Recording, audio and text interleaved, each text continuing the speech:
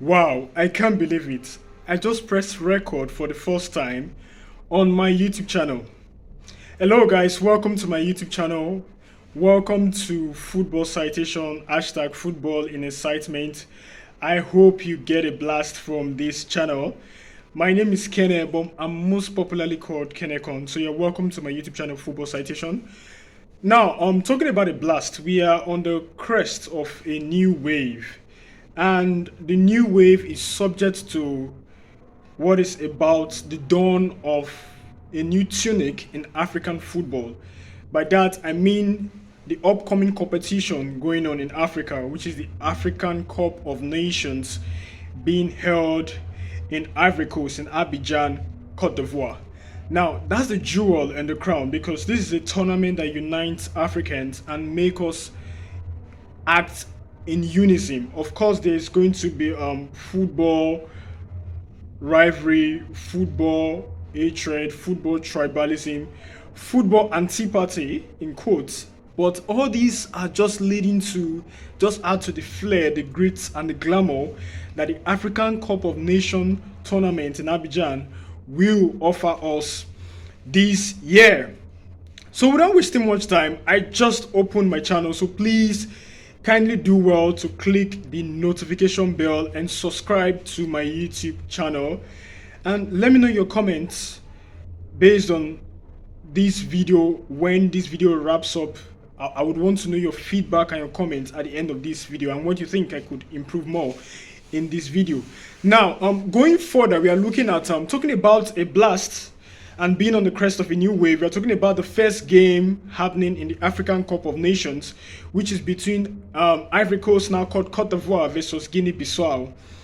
Now, we all know the Ivory Coast national team are being ranked, I think, 50th in the world, if I'm not mistaken, compared to the Guinea Bissau team that are being ranked 103 in the world. And this competition is going to be, this game today is going to be very interesting, very scintillating, and it will be worth the while. And knowing that it is the first match and the only game today, I think it will be a huge opportunity for the host nation to capitalize on the unilateral, aggressive, and partisan support they will get from the home crowd, because that's the thing about being the host nation. You definitely have that gross support coming from your supporters, and it's not about having the support, it's about utilizing it to the maximum of your capacity and your capability. Now, in reality, one would say the Ivory Coast are, of course, the favorite to win the game today. You wouldn't be far-fetched from being wrong, from being right, actually, because to be fair, they are the host nation, and this being the first game, they are being gingered up. And this is an Ivory Coast team that boasts with Harlem Globetrot of stars. I mean, just talking about the jewel in the crown, they are the jewel today, because I mean they boast of a lot of Harlem Globetrotting stars that has played all throughout the years representing the Ivory Coast national team. Now, if we cast our mind back, we could remember a certain striker in Ivory Coast called Michael Bissau. I'm talking about the early 90s to mid 90s and late 90s. Then I was still incoming as at that time. So basically, Michael Bissau is a fantastic striker. These are Ivory Coast boasts natural lots of splendid, razzling and dazzling players, from Michael Bissau to Didier Drogba. Normally, the world would definitely have the prefix to it, King Didier Drogba, consisting of everything he has done right from his time in Ivory Coast and in Chelsea and what's there and everything. Then we also talk about Solomon Kalou. We talk about Gervinho. We talk about Willy Boli. We talk about the Toure brothers, Kolo Toure and Yaya Toure. Then we'll go as far as going back to the goalkeeper, Boubacar, Samara, and the rest of them. Now, in going towards this game, it will be intellectually dishonest and disingenuous not to give Ivory Coast the icing in the cake when it comes to this match, because I feel they are the favorites to win this game because they have the players to capitalize upon. And consisting of, even up until now, I just called the globe-trotting stars that has played all throughout the period of Ivory Coast. Even up until now, we still have players in Ivory Coast that can still give the Guinea-Bissau a run for their money. We're talking about the Sebastian Halas, the Wilfred Zaha, the Frank Keshi, the Jim Sean, Michael Sherry. We're talking about the legendary Max Allian Grede, who is still playing for the Ivory Coast national team till now. Now and what's not to think there, if the Guinea-Bissau team managed to scrape a little bit from the game, it will give them, if they could get, if they could scrap a little back from the game, they could easily get a draw or a surprise win, which would boost their enthusiasm and make them more optimistic. Now, I will be diving straight to the lineup, and I'm looking at Ivory Coast starting with this lineup for the game. So, in the goalkeeping department, I'm looking at Yahaya Fofana. Then for the left back position, I'm looking at Conan. For the right back, I'm looking at Wilfred Sango. For the center back, I will be sticking a certain Evan Indika, and for the left center back row.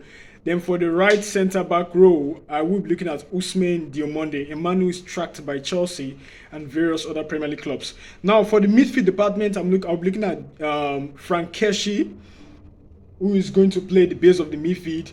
Then for the right, I will go with Jean-Michael Sherry.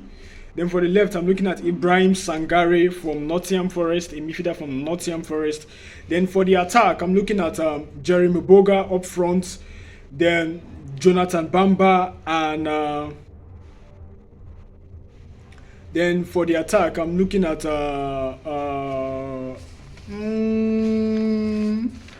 Ibrahim Konate. Yeah, Ibrahim Konate to take up the attack.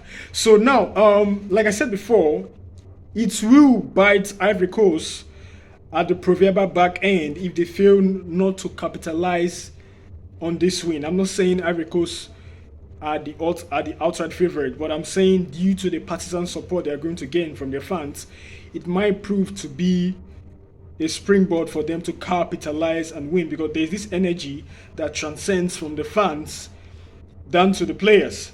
So I think they are at the cusp of getting their first victory today. We are just a few hours away from the game. And for those of you around the world who want to catch up on the game, for those of you in the UK, you can catch this game, you can catch the African Cup of Nations tournament on BBC and Sky. For those of you in Spain, you can catch it up on La Liga Plus TV. For those of you in Netherlands, you can catch it on Ziggo Sports TV. For those of you in Italy, of course, you can catch it on Sport Italia. For those of you in Germany, you can catch it on Sports Digital. For those of you in Portugal, you can catch it on Sports TV. In Brazil, you can catch it on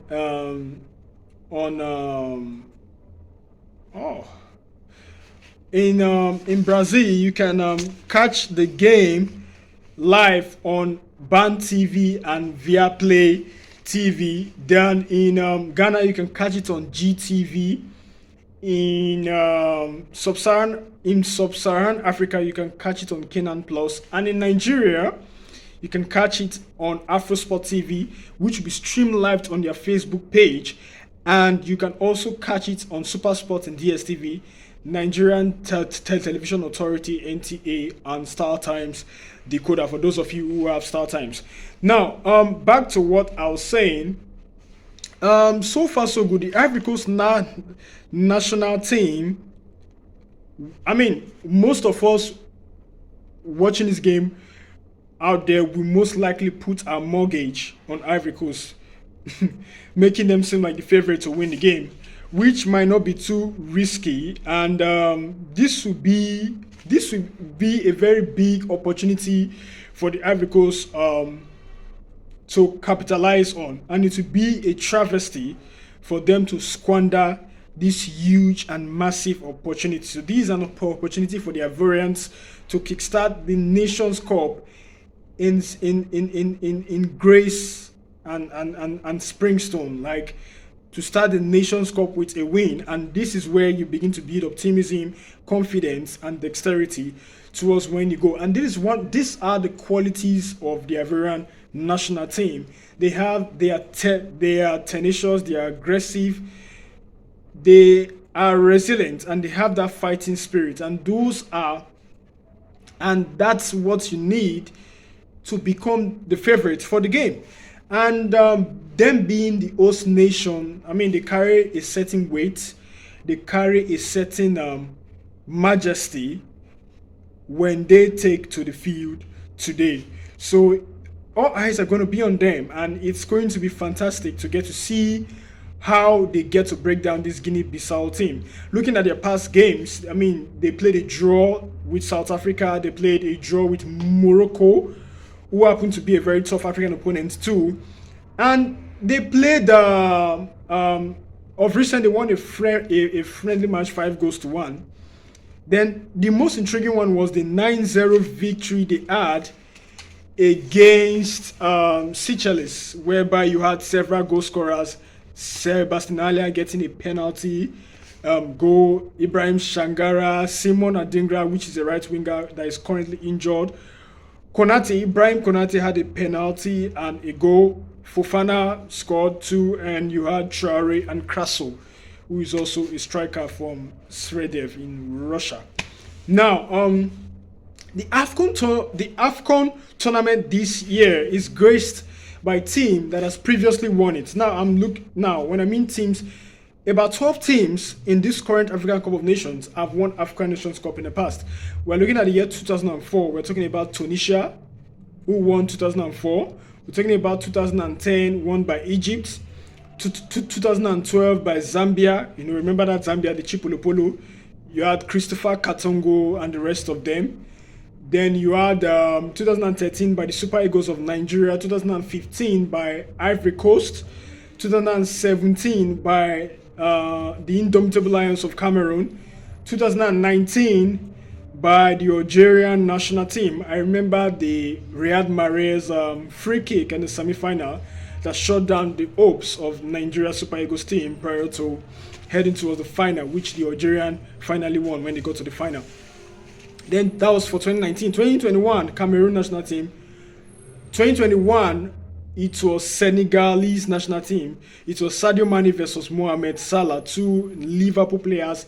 Although Sadio Mane now is in Saudi Arabia, Senegal won and defeated Egypt via penalty kicks. Now, we also know that Ivory Coast have won 2 gold, 2 silver, and 4 bronze.